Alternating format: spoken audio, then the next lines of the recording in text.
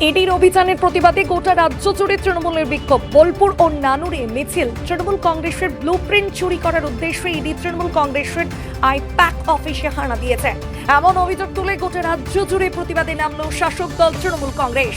বুধবার বীরভূম জেলার বিভিন্ন প্রান্তে প্রতিবাদ মিছিল ও সভার আয়োজন করা হয়।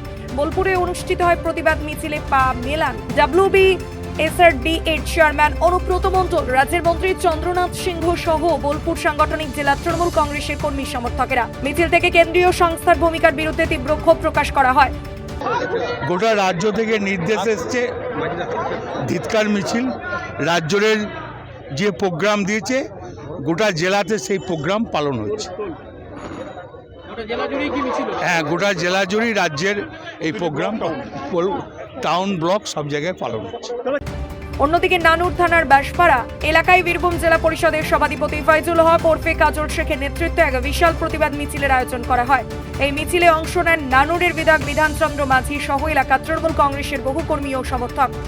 দেখুন, সারা বাংলার মানুষ দেখতে পাচ্ছে, যতবারই বাংলাতে নির্বাচন এসেছে, নির্বাচনের প্রাক্কালে বিজেপি বাংলার মানুষকে ইডি সিবিআই দিয়ে দমন করার চেষ্টা করেছে।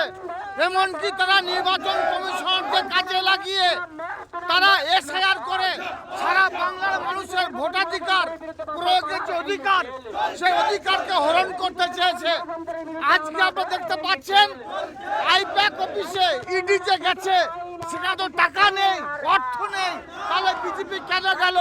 বিজেপি যাওয়ার উদ্দেশ্য একটাই, তৃণমূল কংগ্রেস দলের যে নথি, সেই নথি তারা কালেকশন করার জন্য সেখানে গেছে। লাভ হবে না। মমতা বন্দ্যোপাধ্যায় আছে, অভিষেক বন্দ্যোপাধ্যায় আছে, সারা বাংলার মামাটি মানুষের সৈনিক যারা আছে তারা গর্জে উঠেছে, পথে নেমেছে। আমরাও পথে নামছি। বিজেপির এই চক্রান্তের বিরুদ্ধে আমরা প্রতিবাদ করব। সারা বাংলার মানুষ প্রতিবাদ করছে।